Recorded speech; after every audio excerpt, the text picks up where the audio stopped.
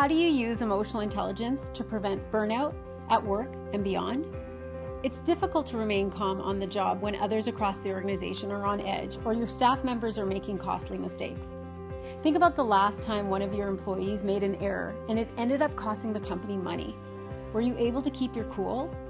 Chances are you may have felt angry and disappointed, which might have caused you to lose your temper. But what impact do you think that experience had on the employee? Certainly not a positive one. However, being mentally tough and emotionally resilient pays off in dividends.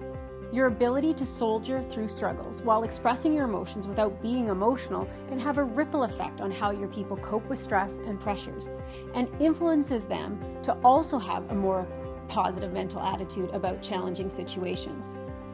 Let's face it, leaders set the tone of the workplace. How you show up as a leader, your attitude and behaviors has an enormous impact on how your employees think, what they focus on, how hard they work, how they make decisions, and how they collaborate.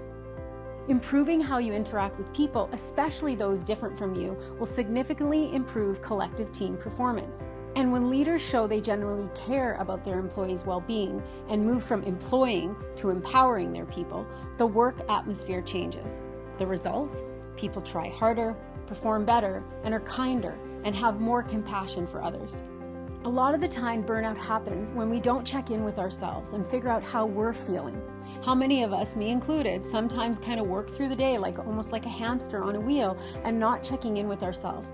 I mean, we may break for lunch or get up to stretch, but we don't actually take time to check in with how we're feeling. And again, what is that feeling telling us about us? And do we have emotional check-ins with our teams? It's important for us to talk about our feelings, not only our own feelings, but feelings of others. We need to make it okay not to be perfect and polished and always put together. We all have bad days, and it's okay. We need to remove our corporate masks and show who we really are. That way, you're making it okay for employees to be vulnerable and human first. And studies show people follow people who are genuine, not perfect. Let me ask you, how are you going to combat burnout for yourself, for your team, and for your organization?